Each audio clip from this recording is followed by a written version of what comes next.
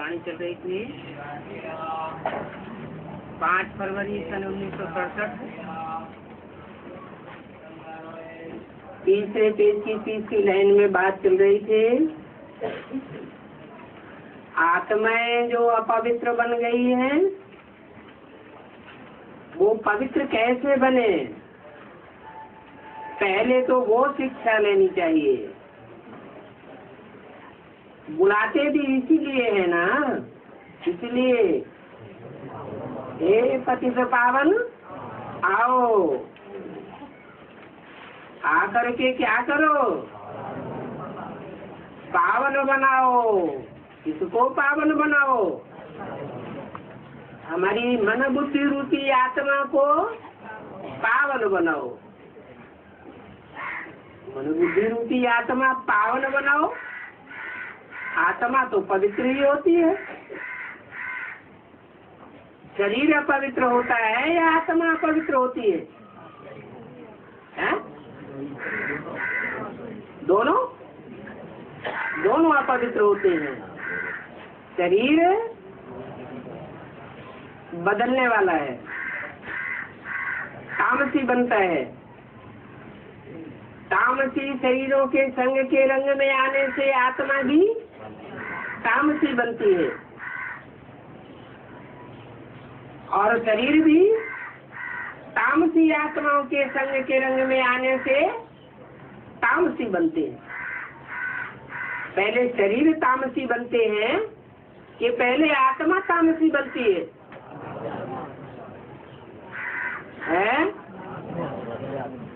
आत्मा तामसी बनती है। इब्राहिम की आत्मा आई द्वापर युग से, तो इब्राहिम की आत्मा तामसी थी या सात्विक थी? परमधाम से आने वाली हर आत्मा सात्विक होती है। तो आत्मा पहले सतो प्रधान होती है कि शरीर पहले तमो प्रधान होता है? आत्मा पहले तमो प्रधान। इब्राहिम की आत्मा ऊपर से आई, वही तो बात है कि शरीर तमो प्रधान होते हैं पहले। शरीर के संग के रंग से आत्मा तमो प्रधान बनती है या आत्मा स्वतः ही तमो प्रधान बन जाती है? शरीर के संग या शरीरधारी के संग के रंग से आत्मा तमो प्रधान बनती है। तो शरीरधारी कहेंगे तो भी आत्मा है। माना इब्राहिम जिस तन में प्रवेश करता है, जिस तनधारी आत्मा को प्रभावित करता है, वो आत्मा पहले से ही पतित तमो प्रधान है। उसमें विचारी सुख भोगने की कोटि ज्यादा है। इसलिए इब्राहिम की आत्मा सात्विक होने के बावजूद भी उस आधार मूर्त में प्रवेश करके उसके संग का रंग लेकर के नीचे गिरती है। अरस परस है। आत्मा शरीरधारी के संग के रंग में आकर के नीचे गिरी। शरीर तो जड़ ही होता है। जड़त्व में शरीर के संग के रंग में आकर के आत्मा भी जड़त्व में ही होती जाती है। दो चीजें हैं, आत्मा और प्रकृति, जिसके 5 तत्वों का पुतला कहा जाता है। 5 तत्वों का पुतला जिससे बनता है वो जड़ प्रकृति है। जड़त्व में ही प्रकृति स्वयं तमो प्रधान बनती है या कोई उसे तमो प्रधान बनाता है? सतयुग आदि में तो प्रकृति सतो प्रधान थी, त्रेता में भी सतो सामान्य थी, पर जड़त्व में ही प्रकृति को तामसी किसने बनाना शुरू किया? ऊपर से इब्राहिम आया, उसने तमो प्रधान बनाना शुरू किया। मना बाहर की दुनिया वालों का कोई दोष नहीं है, उनका उतना दोष नहीं है। दोष किसका है? जो भारत के अंदर पहले से ही जन्म लेने वाली आत्माएं हैं सत्युग त्रेता में, जो आत्माएं परमात्मा बाप से पहले पढ़ाई पढ़ती है,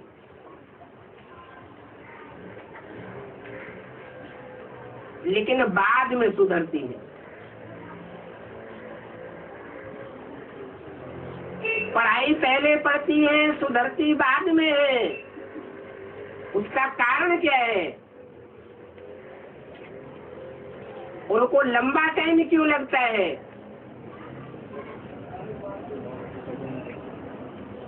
ज्यादा जन्म। अच्छा, वो ज्यादा जन्म लेती है, और जो सूर्यवंशी चंद्रवंशी है वो ज्यादा जन्म नहीं लेते। वो आत्माएं हैं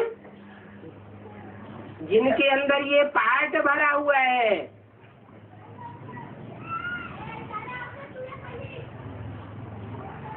कि वो कन्वर्ट हो जाती है।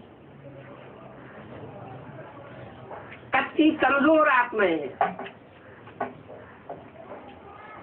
दूसरे के संग के रंग में जल्दी आ जाती है।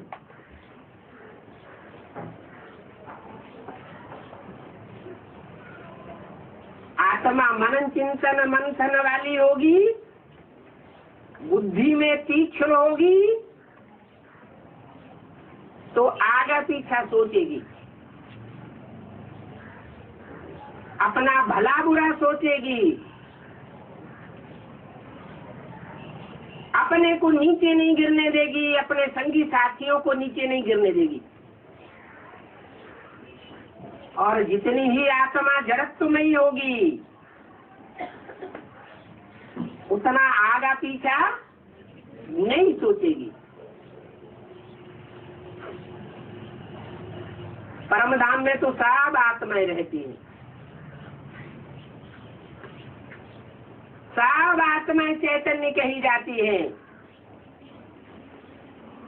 फिर कोई आत्माएं ऊंची ऊंची स्टेज में रहने की स्वभाव वाली होंगी, और कोई आत्माएं नीचे नीचे की स्टेज में रहने की स्वभाव वाली होंगी। इस सृष्टि का जब विनाश होता है, आत्माएं इस जड़ प्रकृतिमयी पृथ्वी के आकर्षण को छोड़ करके परम धाम वापस जाती है, तो सबकी दूरी जड़त्वमयी प्रकृति से एक जैसी होती है या नीचे ऊपर होती है? सुप्रीम सोल सबको क्रॉस करके रहता है और सबको परिधि में लेकर के रहता है। क्यों?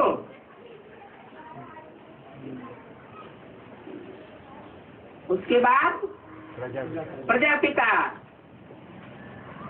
सब आत्माओं को परिधि में लेकर के रहता है, लेकिन सुप्रीम सोल को परिधि में नहीं ले सकता। इसी तरह नंबरवार 500 करोड़ मनुष्य आत्माएं हैं। ये रुद्रमाला है बड़ी से बड़ी,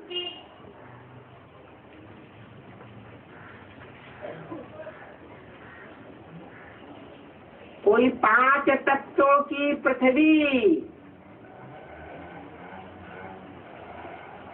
से बहुत दूर परे से परे रहने वाली है, और कोई कितना भी पुरुषार्थ करती है तो भी धरणी के नजदीक ही रहती। इसका कारण क्या है?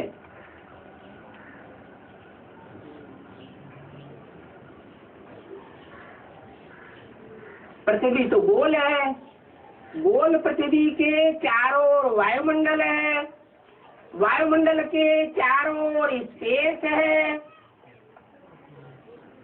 और स्पेस के चारों तरफ परमधाम है। कुछ आत्माएं पृथ्वी के बहुत नजदीक नजदीक रहती है, और कुछ आत्माएं बहुत दूर दूर रहती हैं। कम जन्म लेने वाली कौन सी होंगी और ज्यादा जन्म लेने वाली कौन सी होंगी? कम पार्ट किस में भरा होगा और ज्यादा पार्ट किस में भरा होगा? जो नजदीक होंगी, जो पृथ्वी के नजदीक रहने वाली होंगी, पृथ्वी के नजदीक परिधि में आने वाली होंगी, माने जिनकी परिधि छोटी होगी, वो कम पार्ट बजाने वाली होगी। और जितनी परिधि उनकी विस्तार वाली होगी, जास्ती आत्माओं को परिधि में लेने वाली होंगी, वो जास्ती जन्म लेने वाली होंगी।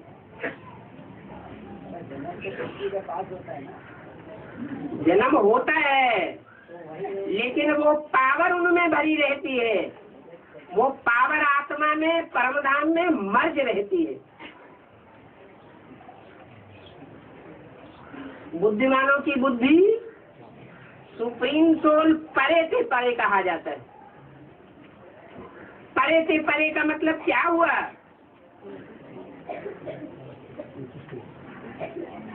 बुद्धि में सबसे परे है,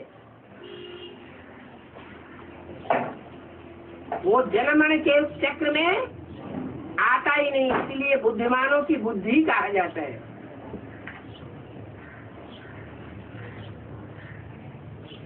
बुद्धि में जितनी जास्ती तीक्ष्णता, उतना दूसरी आत्माओं को अपनी परिधि में लेने वाली होगी, और बुद्धि जितनी ही मंद होगी, उतनी जास्ती आत्माओं की परिधि में रहने वाली होगी। इस सृष्टि रूपी रंगमंच की जो 500-700 करोड़ भी आत्मा होगी, मनुष्य आत्मा, वो मनुष्य होगी या कीड़े मकोड़े नस्ल होगी? मनुष्य तो होगी, लेकिन मन बुद्धि की पावर कीड़े मकोड़ों में सल होगी।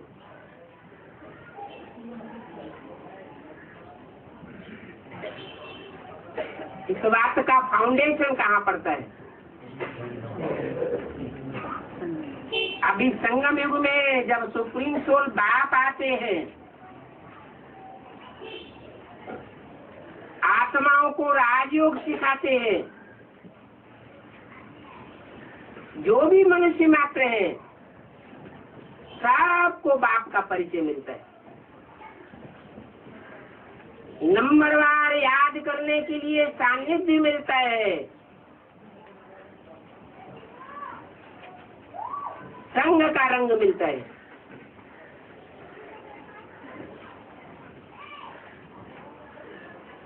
सब मनुष्य 10 इंद्रियों वाले, 9 इंद्रियों वाले हैं।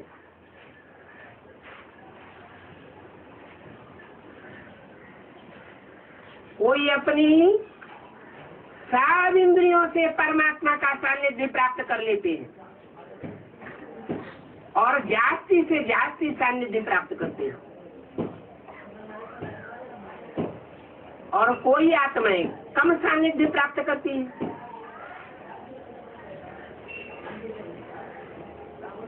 उन आत्माओं में सबसे पावरफुल आत्मा कौन बनती है?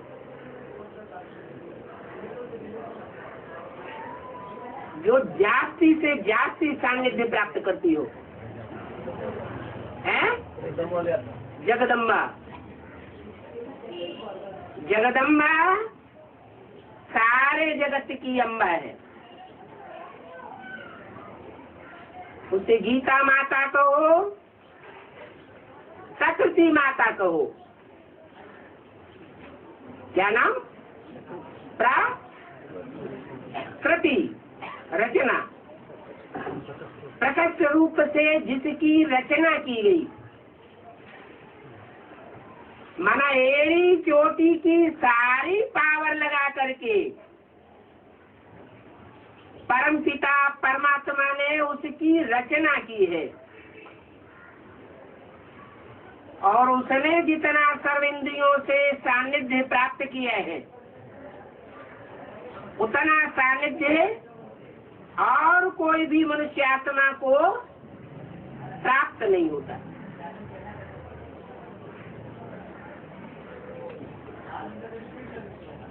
अच्छा, वो तो जगत माता है, राजमाता का पद पाती है।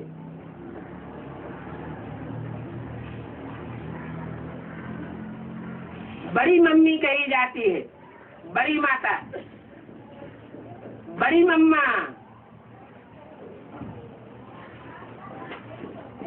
उसके मुकाबले छोटी मम्मी का पद बड़ा है या बड़ी मम्मा का पद बड़ा है?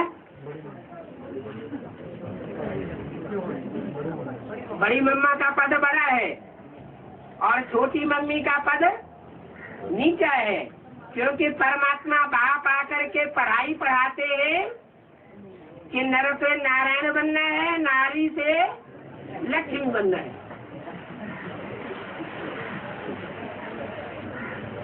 बराबर है? माने परमात्मा बाप जो लक्ष्य देते हैं वो लक्ष्य नहीं क्या देते हैं। और जगदम्बा उसके मुकाबले ऊंचा पद प्राप्त करती है?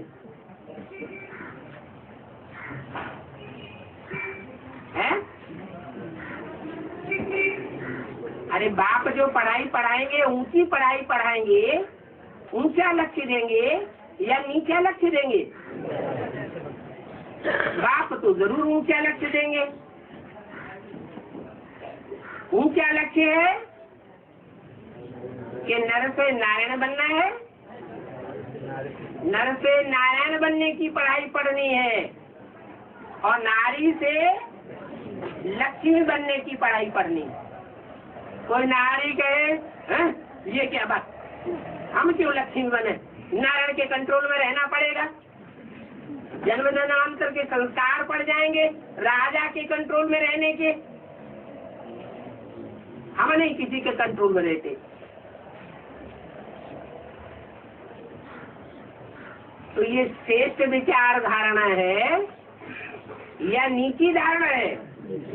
क्यों ये धारणा नीची क्यों है? श्रीमत के बरखिलाफ क्यों है? नारी से लक्ष्मी बनने को बताया है बाबा ने। हाँ, नारी जो है वो कलयुग के अंत में कोमल शरीर वाली होती है, कोमल स्वभाव वाली होती है, कोमल इंद्रियों वाली होती है। कलयुग के अंत में नारी अबला बन जाती है। क्यों? क्योंकि सब पुरुषों को बोला है, सब पुरुष दुर्योधन दुशासन नंबरवार, उनमें प्रजापिता और ब्रह्मा की सोल भी आ जाती है।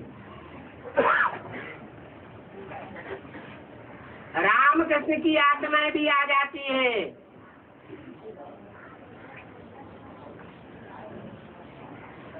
अगर राम की आत्मा में सुप्रीम सोल शिव का आदेश ना माना जाए तो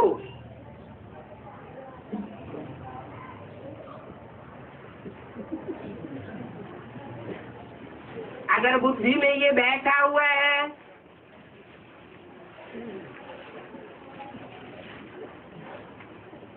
कि राम में वो निराकार राम प्रवेश है,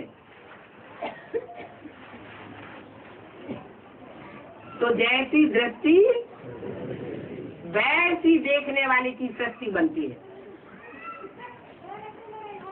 लेकिन ये बात सदैव याद नहीं रहती, इसलिए राम भी रावण बनता है और कृष्ण भी कंस बनता है।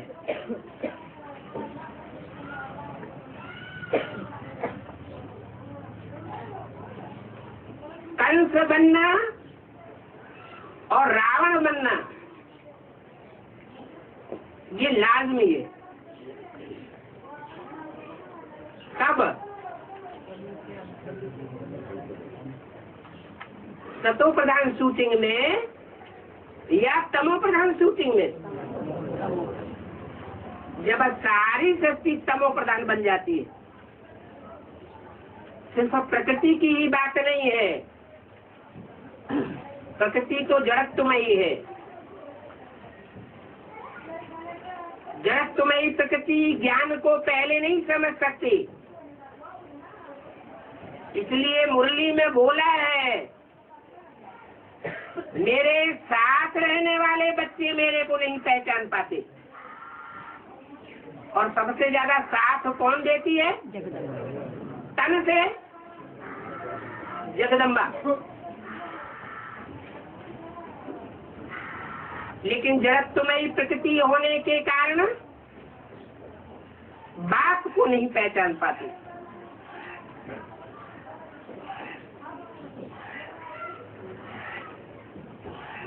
कारण क्या होता है?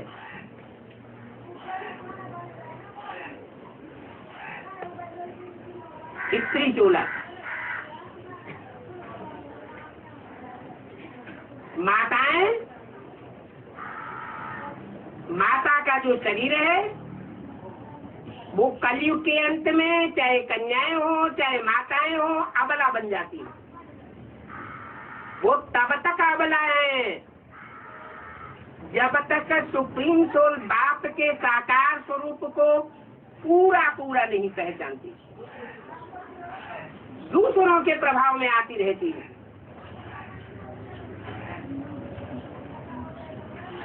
जब पूरा पहचान लेती है तो पति परमेश्वर वाली जो बात भक्ति मार्ग में चलती है वो सिर्फ परमात्मा बाप के ऊपर लागू होती है।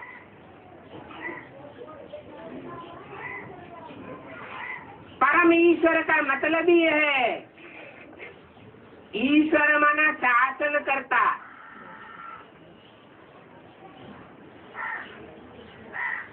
ईश्वर माना शासन और परमेश्वर माने परम शासन करता। जो भी शासन करने वाले हैं उनसे भेंट की गई परम शब्द के द्वारा। जैसे अंग्रेजी में कहते हैं गुड बेटर बेस्ट, माना बेस्ट एक होगा या अनेक होंगे? एक होगा। ऐसे ही परम शब्द आता है। परमेश्वर है परम शासन करता।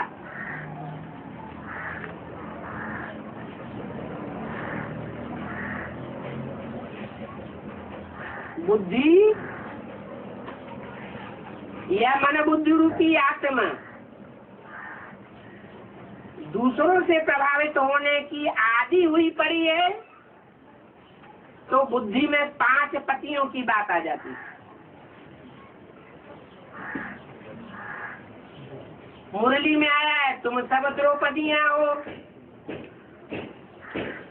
तुम सब सीताएं हो।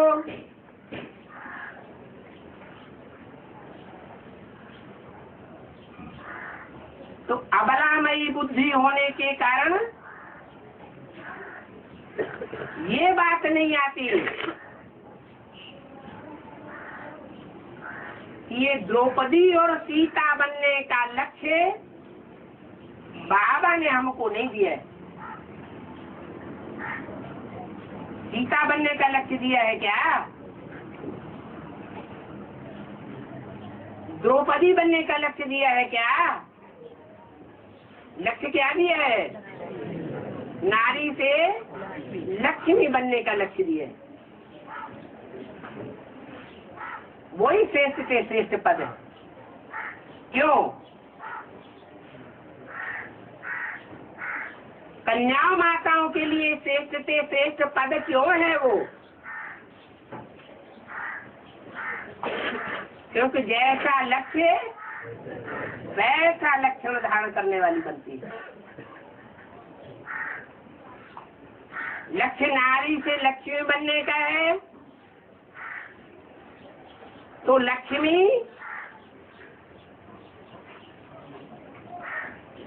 किसके अधीन है?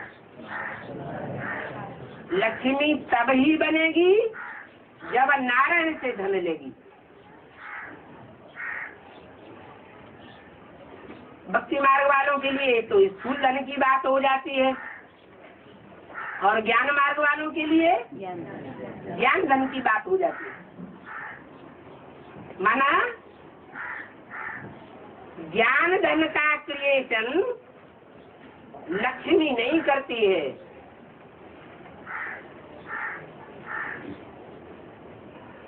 वो मनन चिंतन मंथन करके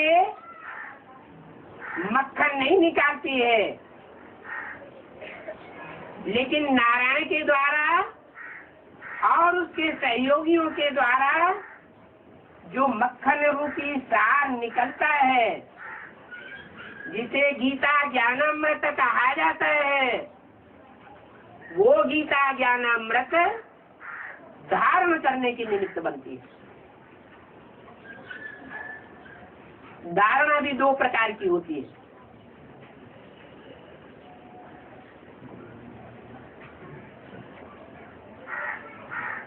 रावण के अंदर ज्ञान की धारणा होती है या नहीं होती है? नहीं होती है। धारणा तो होती है।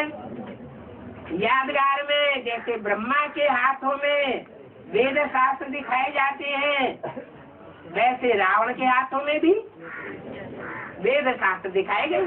हाथ में ना बुद्ध रूपी हाथ में वेद शास्त्र दिखाए गए। वेद शास्त्र ज्ञान की निशानी है। तो ऐसा नहीं कि रावण प्रकांड विद्वान नहीं था,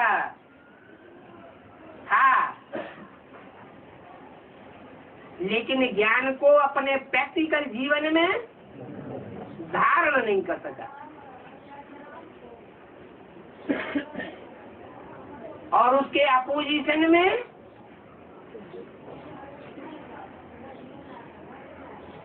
लक्ष्मी का पार्ट है। लक्ष्मी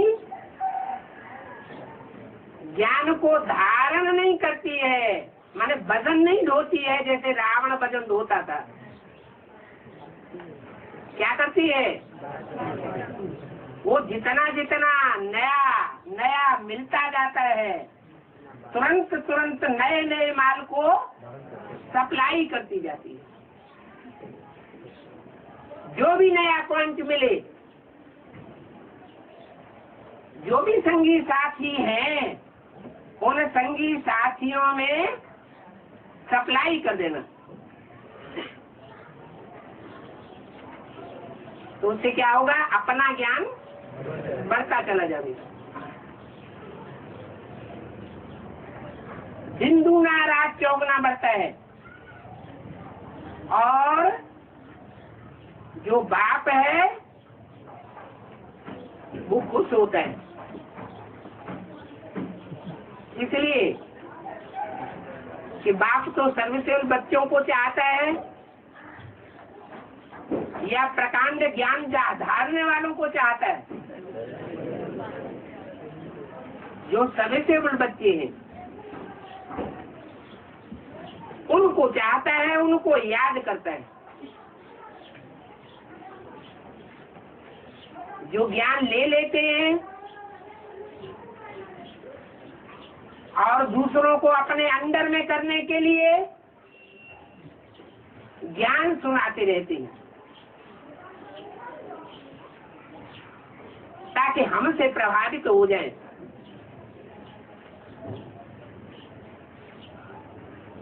हमारे अंडर में रहे।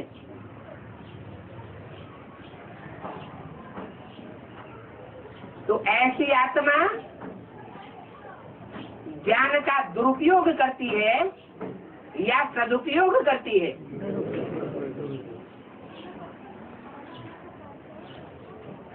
दुरुपयोग इसलिए करती है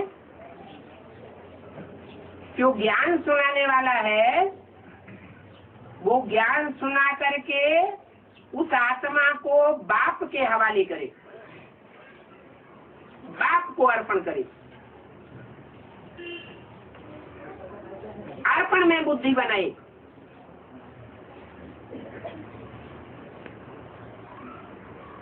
बाप को अर्पण न करके अपनी ओर जो आत्माएं आकर्षित कर लेती है वो धर्म गुरुओं की लिस्ट में चली जाती है। धर्म पिताएं भी ज्ञान लेते हैं, संगम युग में ईश्वरीय ज्ञान लेते हैं, पावरफुल आत्माएं बनती है। फिर वो विधर्मी क्यों बन जाते हैं? क्या कारण है?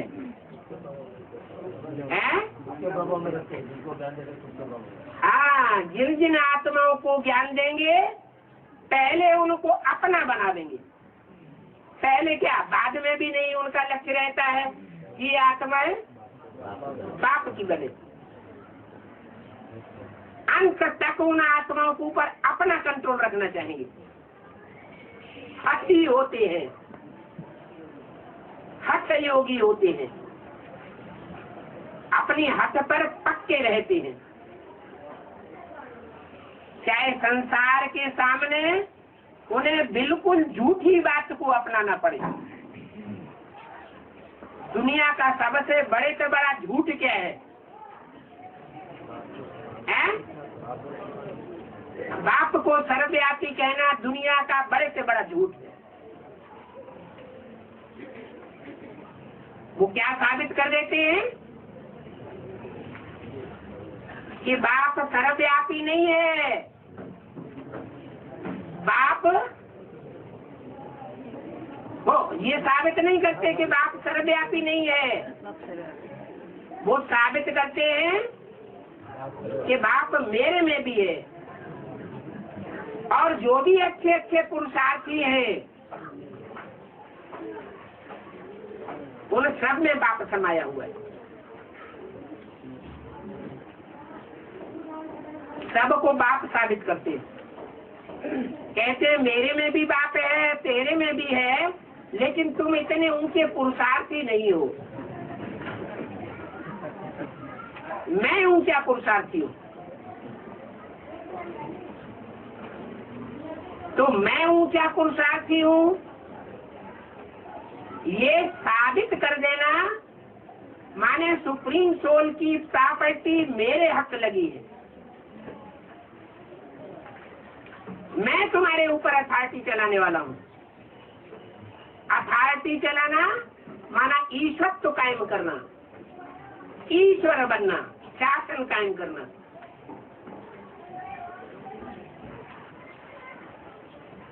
तो ईश्वर अनेक हो जाते हैं। सुप्रीम सोल बाप आकर के बताते हैं अभी तो मैं आया हुआ हूँ, अभी शिवो हम बनने की दरकार नहीं है। अभी गीता का भगवान शिव को ही साबित करना है। शिव बिंदु का नाम है। गीता का भगवान आकर के कहते हैं कि मैं गीतापति भगवान हूँ।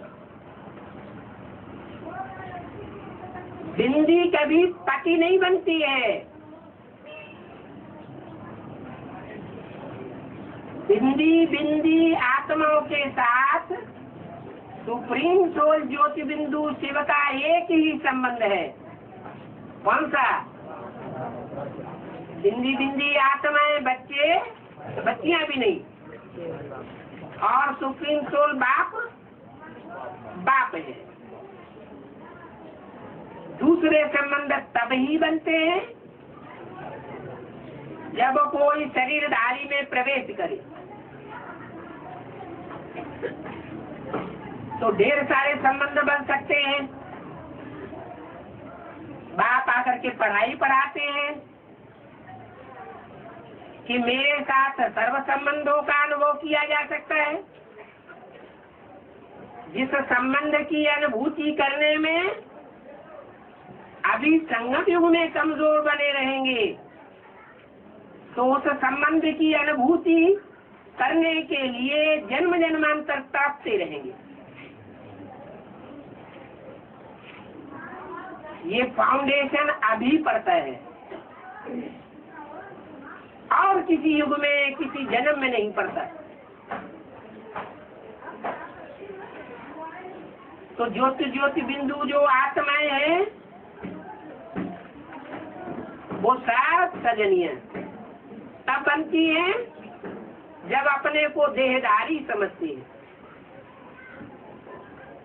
देह का आधार लेने वाली हैं, देह भानी बनती है। तो कही जाती है तुम सब सीताएं हो। सीताएं माने रावण की जेल में आसानी से आ जाने वाली। सीता साथी है ठंडे स्वभाव वाली। शीतल, तुम सब शीतलाएं हो। क्या शीतला ही हमेशा बना रहना अच्छा है?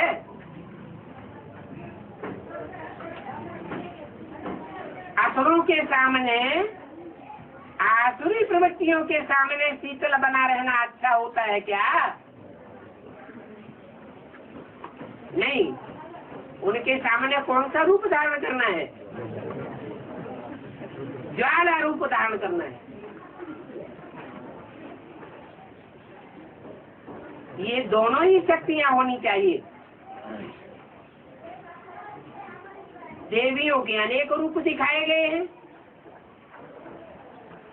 उन रूपों में एक रूप शीतला का भी है और एक रूप ज्वाला देवी का भी है। जैसे अग्नि जीव लपलपाती है ना लाल लाल, ऐसे उसकी जीव में से ज्वाला निकलती है।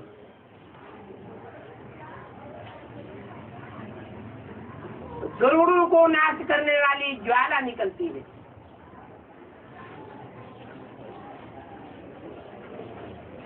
तो कभी शीतला और कभी ज्वाला रूप, ये दोनों ही रूप शक्तियों को धारण करने हैं।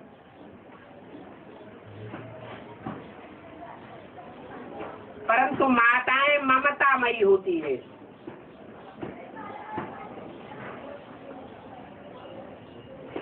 तिरसठ जन्मों के अभ्यास पड़े हुए होने के कारण ममता रूपी मोह को त्याग नहीं पाती। तो जो आसुरी बच्चे होते हैं वो माँ के ऊपर कंट्रोल करने वाली बन जाती है।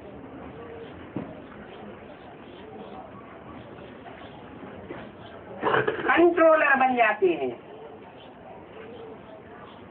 माँ मोहमयी होने के कारण उन बच्चों के ऊपर जरूरत से ज्यादा मोह की रग होने के कारण रहम की भावना धारण कर लेती है। ये फाउंडेशन अभी संगम युग में पड़ता है माताओं के द्वारा। कि माताएं विकराल रूप धारण नहीं कर पाती। माता का स्वभाव साकारी होता है। माता होती है साकारी और बाप होता है निराकारी। इसका मतलब ये नहीं है कि सभी बाप 100% निराकारी होते हैं और सभी माताएं 100% साकारी होती है। नहीं, जो देवभान का मादा है वो स्त्री चोले में पुरुषों के मुकाबले जास्ती होता है। तो साकारी भाव होने के कारण वो कमजोरी आ जाती है।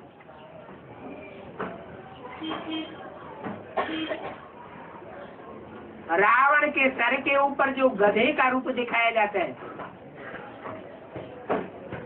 वो देवभान की निशानी है। वो देहभान रावण को जन्म दे देता है।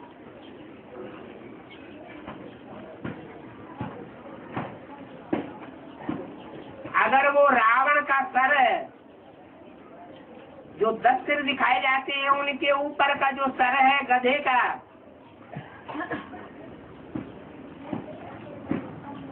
वो न दिखाया जाए तो रावण का अस्तित्व खलास हो जाएगा।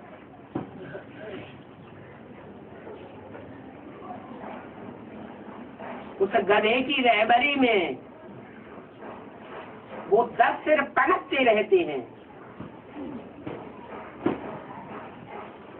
10 सिरों में राम का सिर भी कभी नंबर लेता है या नहीं लेता है? लेता है ना? कब? कलयुग अंत की जो शूटिंग होती है उस टाइम में, चारों युगों की शूटिंग में नहीं, सिर्फ कलयुग अंत की शूटिंग में। मान लो सन 36 हुआ तो सन 36 में राम वाली आत्मा को जब सुप्रीम सोल बाप आता है तो ब्राह्मण बच्चा बनना पड़ता है या नहीं बनना पड़ता है? ब्राह्मण बने बिगर प्रजापिता था क्या? पहले क्या बनना पड़े? ब्राह्मण बनना पड़े। पहला ब्राह्मण तो पहला देवता, जो पहला देवता तो पहला क्षत्रिय, तो पहला वैश्य, तो पहला शूद्र। तो सन 36 से पहले वो शूद्र क्या?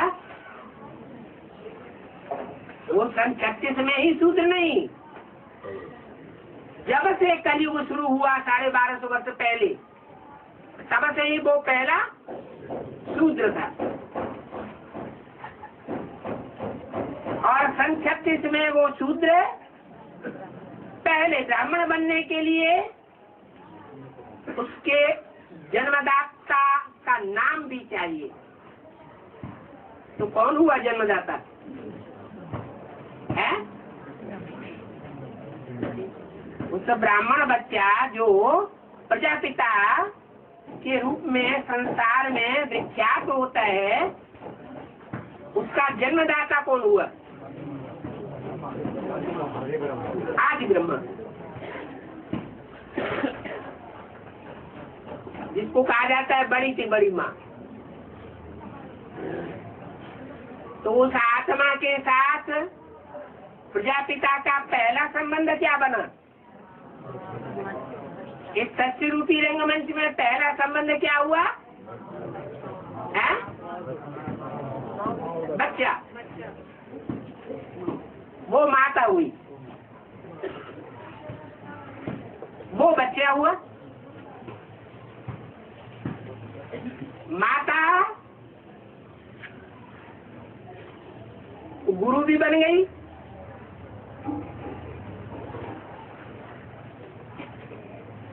क्योंकि माता के द्वारा जो भी सुनाया गया, भले सुना हुआ सुनाया गया, सुना हुआ सुनाया गया, या कुछ अपने अंदर से क्रिएट करके सुनाया गया, सुना हुआ सुनाया गया, तो काहे की शूटिंग हुई? भक्ति मार्ग की शूटिंग हुई। तो पहला भक्त कौन बना है? बोलो, पहला भक्त कौन बना है? कोई कहता है जगत माता, कोई कहता है प्रजापिता है, आदि ब्रह्मा, कोई कहता है प्रजापिता।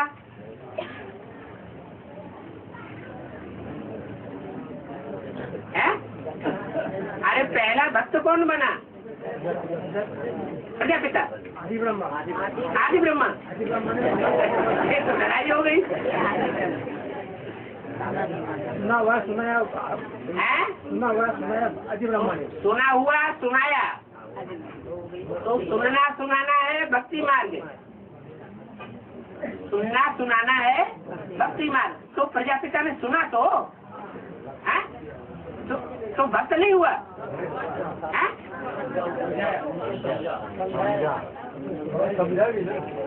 हाँ, ये भी तो हो सकता है कि कोई सुनने के साथ ही साथ समझ जाए, और कोई ऐसे होते हैं कि सुनने के साथ ही साथ समझ में नहीं आता। जैसे ये ईश्वरीय ज्ञान भी है, कोई आत्मा ऐसी भी आती है सामने जिनको सुनाना शुरू करो फट से कैच करती है या नहीं? तो बाबा कहते हैं ये हमारे कुल का है, ये तुम्हारे कुल का है, तो थोड़ा भी सुना देंगे झट कैच कर लेगा। तो ज्ञानी आत्मा हुई या भक्त आत्मा हुई? ज्ञानी आत्मा हुई। तो सुप्रीम सोल शिव जब परम धाम से आते हैं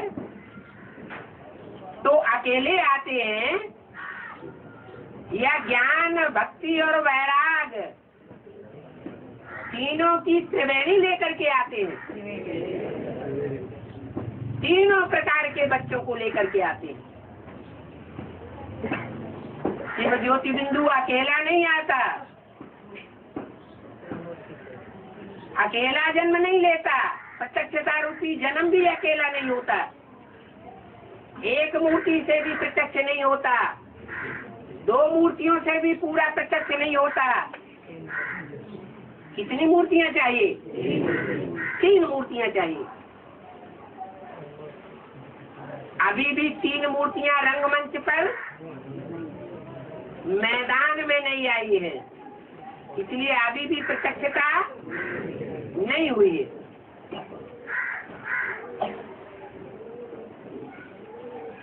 तो ज्ञान तीसरे नेत्र की मूर्ति और भक्ति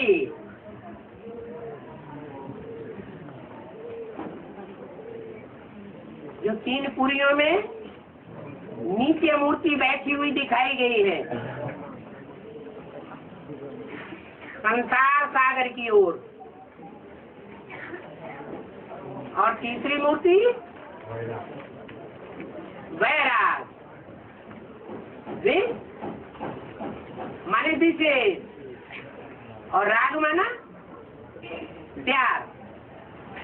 साधारण प्यार नहीं है, कैसा है? विशेष प्यार है। तो साधारण प्यार क्या होता है और विशेष प्यार क्या होता है? जो साधारण रागी होते हैं, प्यार करने वाले होते हैं, वो सर्वसामान्य सर्वसाधारण प्यार करते हैं जो दुनिया करती है। और विशेष रूप में प्यार करने वाला होगा, विशेष रागी होगा, वो क्या करेगा? मेरा तो एक शिव बाबा, दूसरा न कोई।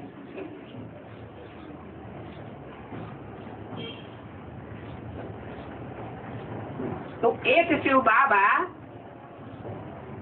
जब शिव बाबा कहा जाता है तो साकार होना चाहिए या निराकार होना चाहिए, या दोनों का मेल होना चाहिए?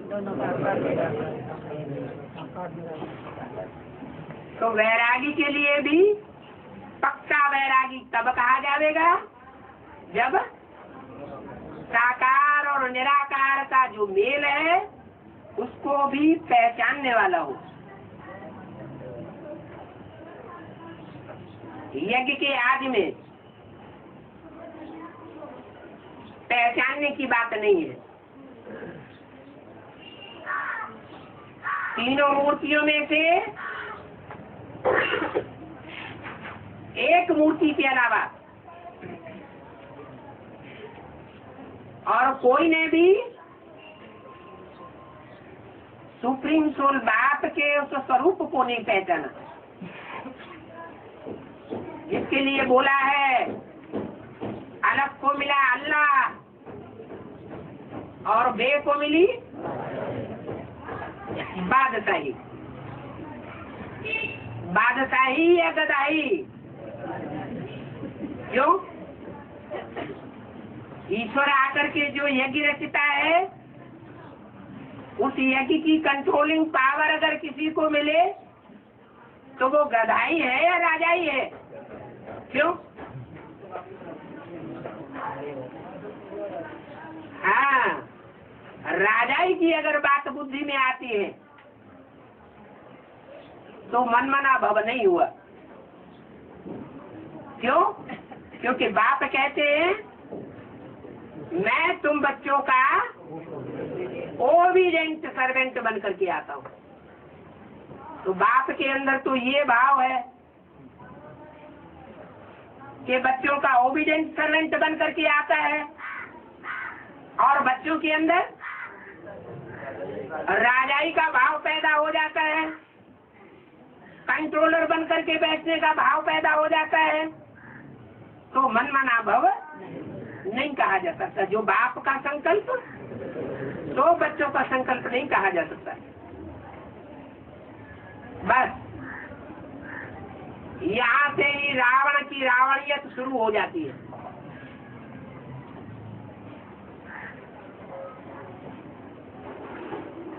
ज्ञान में आने के बाद, रुद्र ज्ञान यज्ञ का भांति बनने के बाद, अगर सेवा भाव अंदर से नहीं रहा और दूसरी आत्माओं को अपने कंट्रोल में रहने का, रखने का भाव रहा, तो जैसे कि रावण बन गए।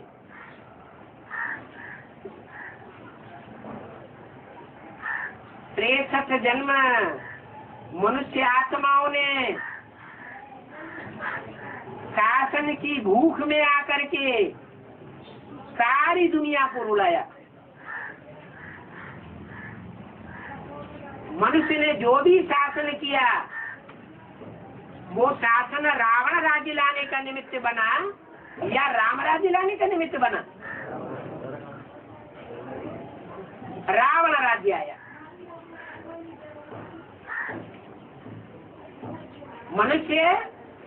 मनुष्य को कंट्रोल करेगा तो रावण बन सकता है, राम नहीं बन सकता। इसलिए भक्ति मार्ग की परंपरा में आज भी 33 करोड़ देवताओं में से एक ही देवता है जिसको स्वतंत्रता का सम्राट माना जाता है। स्वतंत्र हो और स्वतंत्र रहने दो। ज्ञान में आने का मतलब क्या है? भले मुरली में बोला हुआ है कि अपनी रचना को अपने कंट्रोल में रखना चाहिए। पहली रचना कौन है?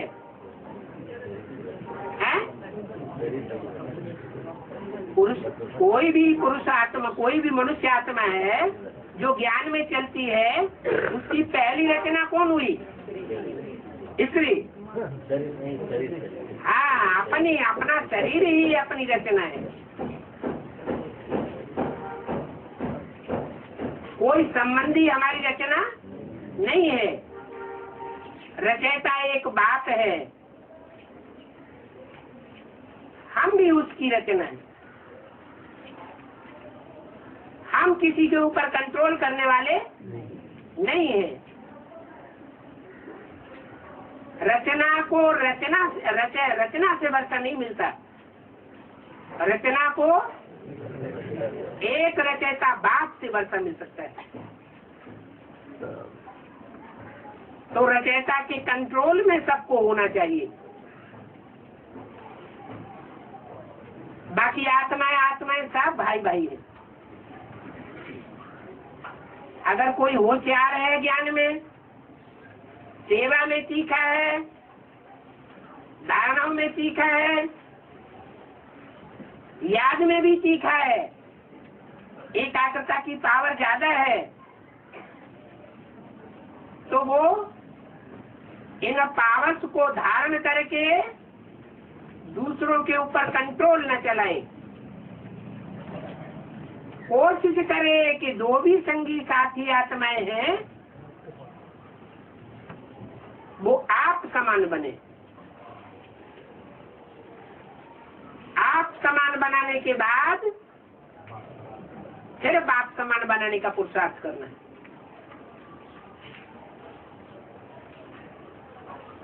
आप समान ही नहीं बना पाएंगे तो बाप समान कैसे बना देंगे? आप समान जिन आत्माओं को बना लिया जाएगा वो आत्माएं बाप समान भी बन जाएंगी।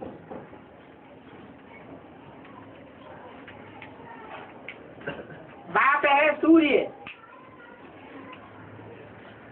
तो बच्चों को भी क्या बनना है? सूर्यवंशी बनना है। तो सूर्यवंशी खुद बनना है और दूसरों को भी बनाना है। अगर चंद्रवंशी का नशा आता है,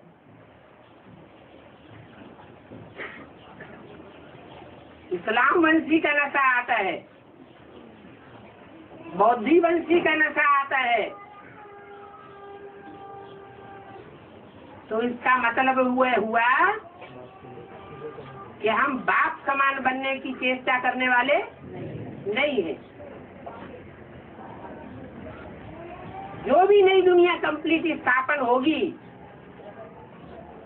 उस नई दुनिया में सब सूर्यवंशी होंगे या चंद्रवंशी इस्लाम वंशी भी मौजूद रह जाएंगे। सब सूर्यवंशी होंगे, सबको कन्वर्ट होना पड़ेगा। बल प्रवृत्ति मार्ग होगा। सत्संग में प्रवृत्ति मार्ग होगा या नहीं होगा? प्रवृत्ति मार्ग होगा। सूर्यवंशियों और चंद्रवंशियों की प्रवृत्ति बनेगी, लेकिन वो चंद्रवंशियों को भी क्या बनना पड़े? सूर्यवंशी बनना पड़े। इसलिए आज भी भक्ति मार्ग में जो परंपरा चल रही है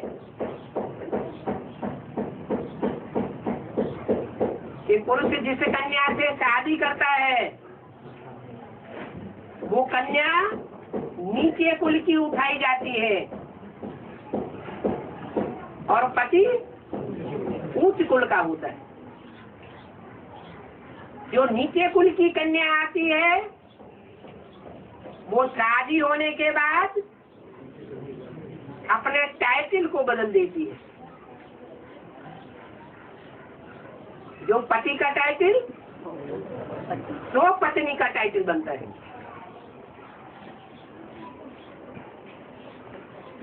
तो यहाँ भी यदि बुद्धि में से बात निकल जानी चाहिए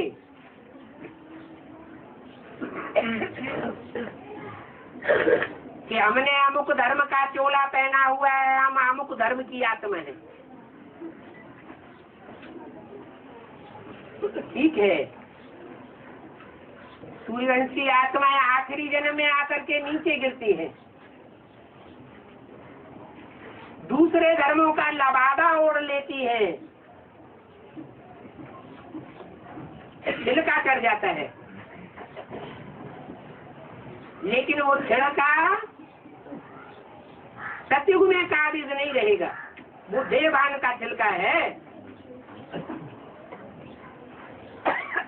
जो आत्मा अभिमान का छिलका नहीं है, कोई भी आत्मा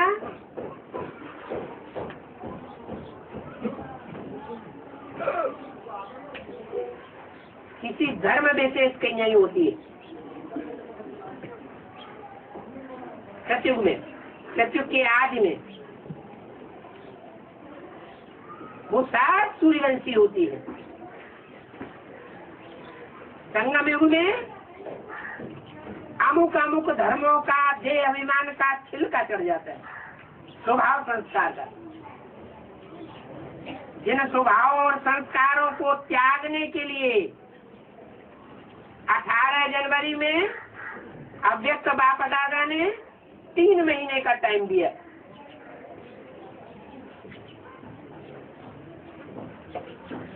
ये 63 जन्म के स्वभाव संस्कार इस आखिरी जन्म में त्यागने। जो पहले त्यागन करेंगे वो परम धाम में ऊंची सी ऊंची स्टेज में स्थित रहने वाली आत्माएं बनेंगे, और जो बाद में त्यागन करेंगे वो परम धाम की नीची स्टेज में आने वाले बनेंगे। बल सतयुग के आज में 9 लाख आत्माएं होती हैं, लेकिन उन 9 लाख बीजों में सब नंबरवार हैं। आधे तो पक्के चंद्रवंशी बन जाते हैं संगम युग में, और आधे पक्के सूर्यवंशी बन जाते हैं संगम युग में। जो पक्के चंद्रवंशी बनते हैं, चंद्रवंश के संस्कारों को त्याग नहीं पाते हैं। ज्ञान चंद्रमा ब्रह्मा ही हमारा सब कुछ है, वही हमारा बाप जी के सदगुरु है, वही गीता का भगवान है साकार में सृष्टि पर। उसके अलावा कोई भी गीता का भगवान और कोई साबित नहीं हो सकता है। जिनकी बुद्धि में अंत मते तो ये गति बैठ जाती है, तो उन आत्माओं को अपना शरीर छोड़ना पड़ता है। शरीर छोड़ने के बाद सूक्ष्म शरीर के बंधन में रह करके जो असल सूर्यवंशी आत्माएं हैं, बच्चों को जन्म देने वाली आत्माएं सतयुग में, उनमें प्रवेश करके लंबे समय तक पार्ट बजाना पड़ता है, उनका सहयोगी बनना पड़ता है। क्योंकि साकार शरीर के बंधन में बंधी हुई आत्मा ज्यादा पावरफुल होती है, या साकार शरीर का बंधन जिसका टूट चुका है, सिर्फ सूक्ष्म शरीर का बंधन बंधा हुआ है, वो ज्यादा पावरफुल होती है। सूक्ष्म शरीर के बंधन में रहने वाली आत्मा ज्यादा पावरफुल होती है। तो वो ज्यादा पावरफुल आत्माएं तब तक प्रवेश करके पार्ट बजाती हैं जब तक साकार शरीरधारी पूरी निराकारी स्टेज को प्राप्त नहीं कर लेता, आत्मिक स्टेज में नहीं आ जाता, अपने स्वरूप को नहीं पहचान लेता, अपने आत्मा के अनेक जन्मों को नहीं पहचान लेता, तब तक उनका सहयोग करना पड़े सूक्ष्म शरीर की शक्ति से।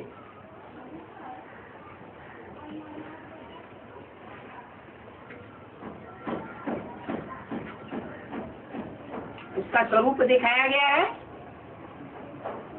एक आत्मा का मिसाल दिया जाता है, ऐसे ही दूसरी आत्माएं भी मानी जा सकती। क्या मिसाल है, क्या चित्र है? अर्धनारीश्वर, आधा स्त्री आधा पुरुष, शक्ति और शिव का स्वरूप। सारी शक्ति उस आत्मा की कार्य करती है।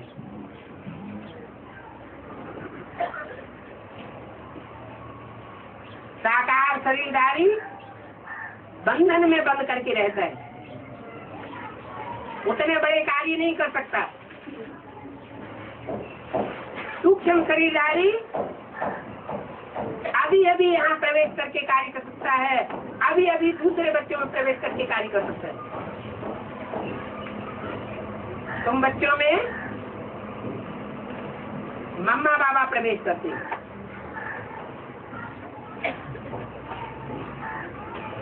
मम्मा बाबा की आत्मा अभी भी प्रवेश करके पार्ट बजा रही है। ये बात दूसरी है कि कोई कोई में और भी आत्माएं प्रवेश करके पाठ बजाती। जैसे आर्य समाज धर्म में प्रभावित होने वाली आत्मा होगी बीज रूप आत्मा, तो उसमें और धर्मों के भी प्रवेश करेंगे। कोई में कम आत्माओं की प्रवेशता होती है, कोई में जास्ती आत्माओं की प्रवेशता होती है। जिनमें जितनी कम आत्माओं की प्रवेशता होती है वो उतने ही श्रेष्ठ धर्म की आत्मा साबित होगी, बीज रूप आत्मा साबित होगी।